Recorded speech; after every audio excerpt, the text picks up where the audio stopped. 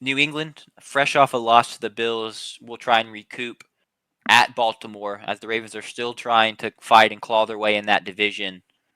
So we're looking for potentially a bounce back game for New England. How do they respond? And then Ravens, can you just keep winning, find your way into the postseason, and then we'll see from there. I believe the spread is, I should have already had it pulled up. I think it's but Ravens -3. Ravens -3, so the Ravens are favored.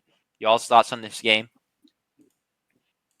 Them being favored again, it's another shocker. I completely agree. It is. It's a full shocking to the senses. I understand that New England, choked away a game last week, and they did. But for a team that is 7-7, has been on the ropes all year, hasn't got a great game from Lamar in 6 weeks. Yes, I understand their defense is playing well. For them to then be favored like this is a Baltimore team that's 14-1, like they normally are and have been for the better part of 3 to 4 years in a row, it is shocking that then a right now 11-3 New England team coming out the heels of an embarrassing loss with a Mike Vrabel coach that can turn them around. It's the first time they've lost in 10 games. You think they would come with a lot of confidence and a lot of focus into this game, and yet somehow Baltimore's favored by 3 points. I don't understand it. Again, this is one of my best bets this week, and I'm sure I'll go ahead and tell you. Agrees. The totem pole agrees. Now, I can't say... Yes, I can't say that the pyramid thinks the wrong team is favored, but I can tell you the totem pole thinks the wrong team is favored. That the totem pole thinks New England should be favored by 3.5 points. I have it as essentially a pick'em. It's half a point dogs. New England is to Baltimore. It's not a game that decides the division. New England has to lose twice still, and Buffalo win out for the division to flip. If they're both 13-4, New England still wins the division and is still en route for potentially the #1 overall seed, if not just the #2 overall seed. So Buffalo needs Baltimore to win this game, but it does not make all the difference. New England still has to then go lose at the Jets next week or lose to the Dolphins and Quinn Ewers the final week of the year. So it is almost a hat and shirt game for New England, essentially.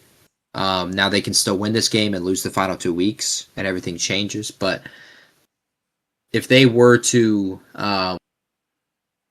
win this game, they have the inside track to the 2 seed, and that's a tremendous accomplishment. I think they're going to have a lot of stuff turned around. They're going to clean up a lot of stuff, and then I think they're going to own in on what they have done well, which is they have Travion Henderson, explosive runs. Drake May has been really efficient, and it really is just a matter of don't get too confident, don't get too cute.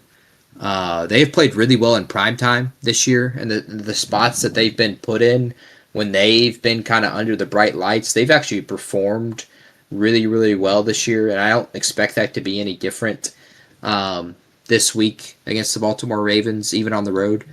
Baltimore is desperate. They've got everything to play for.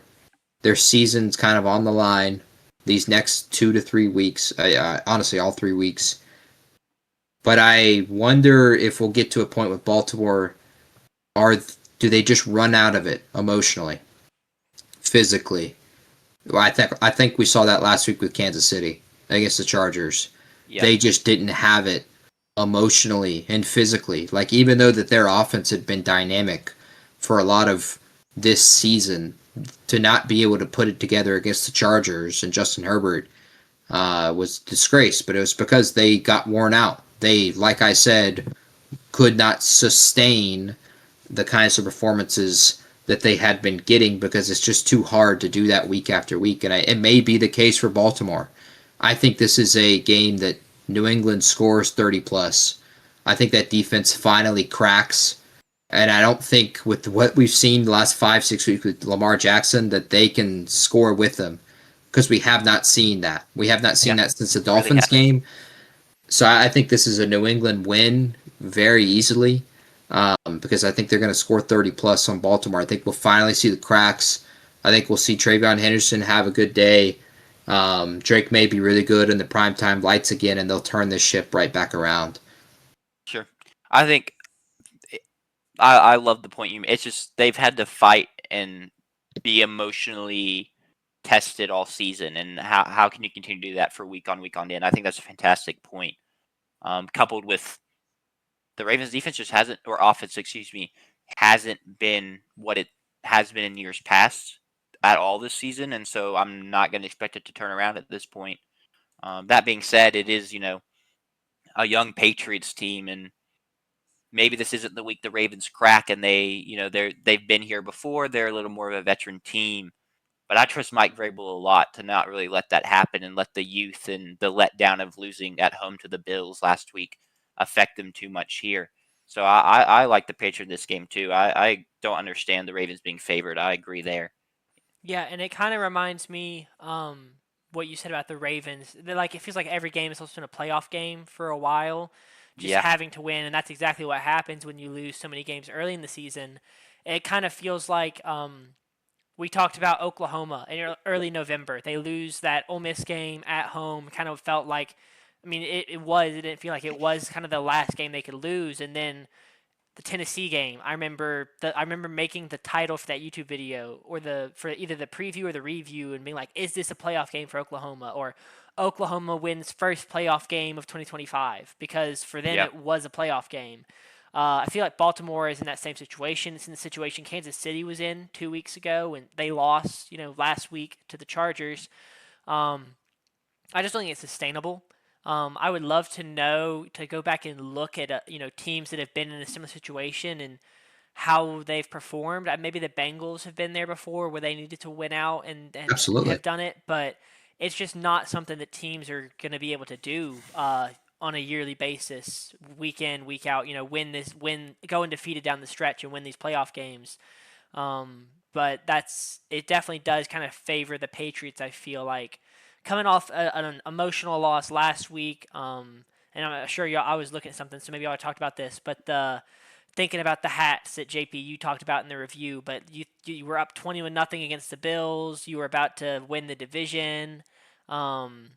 Be just in right there. like the driver's seat for the 1 seed in all likelihood. It was gonna be you and the Broncos, and then turn around and lose that game, and now all of a sudden you're back to being Lil Bro instead of Big Bro, and Tom Brady is no longer felt. His presence is not felt in the building. Um, but even with all that, the emotional roller coaster that was last week, that's kind of what the Ravens have been dealing with for weeks now. This kind of just mental drain and physical drain that comes with having to play in playoff games every week. So I think that the Patriots have uh, mentally a lot of the advantages, and then physically they're a fantastic football team, and they've been playing really well all season. And sure, you lost last week, but it was to the Bills, and maybe the Bills, this isn't the best roster they've had in the past 5 to 6 years, but it's Josh Allen at freaking quarterback, so like you can't even be that surprised. The Patriots are still a very, very good football team, even in spite of last week's loss. Yeah, I think it's very well said, Sanders. Like, this is a fantastic football team, and so sure they're young, and sure they're unproven, and sure they had a tough loss last season or last week. But they just play great ball, and even in the loss last week, they put a lot of great things out there to be proud of and be excited about.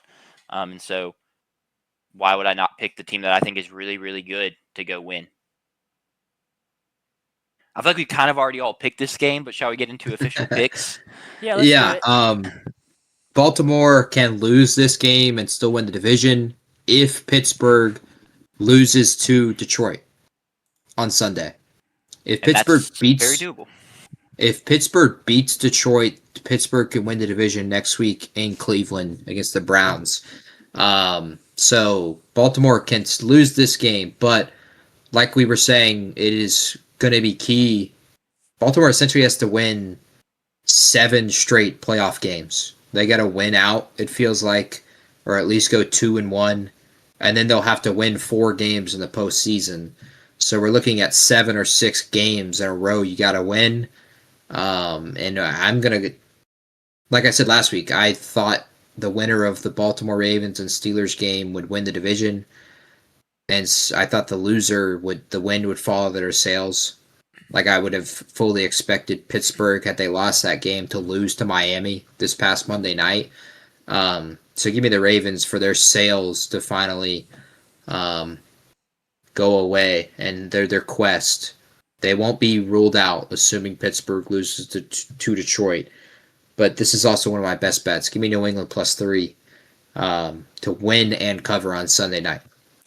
What do you got, Sanders? I'm also going to be picking New England. I mean, I've already explained a lot of my picks, so I'm just going to bring up another interesting little tidbit because JP's talking about how the AFC North could finish. Right now, the AFC North is the second, I'll say, worst division in football, and by that I mean their first place has the second worst record of first place. That's where I was going with that. Just to kind of draw it back to the NFC East. You remember 5 or 6 years ago, I think, did the Cowboys win it at 8-8 or 9-7? And everyone was saying, well, we got to get rid of division winners and being able to host playoff games and being a top 4 seed. We're getting pretty close to that. I mean, we could realistically see a 9-8 team win the AFC North. You could have an 8-9 AFC North winner. You could. I was going to say that. I don't think that's going to happen. I think that either the Pittsburgh will win. I think Pittsburgh's going to win at least one more game. So I think that 9-8, 9-8 is kind of the floor. Maybe we see 8-9 out of the NFC South, but we're not talking about the NFC South right now because. But AFC North, when I say the worst division, I mean only they have their first place team has the second worst record among first place teams in their division. It's them, Yeah, and then you're talking solely about records. yes, NFC South, Tampa Bay and Carolina both are 7-7, so that's the worst division. Then the only other team who does not have a 10-win team currently is the NFC East, and that's Philadelphia at 9-5. So that'll be something interesting to kind of keep your eye on. Is not just who wins the division, but what record do they finish at, and do we see kind of like what kind of matchup are we going to see in the first round? Are we going to see, what would that be? The winner of the AFC North? It's more than likely Buffalo. Yeah, so you're going to see a potentially 9-8 AFC North champion versus either Los Angeles Chargers, they're the 5 seed right now, or Buffalo, both of whom are 10-4.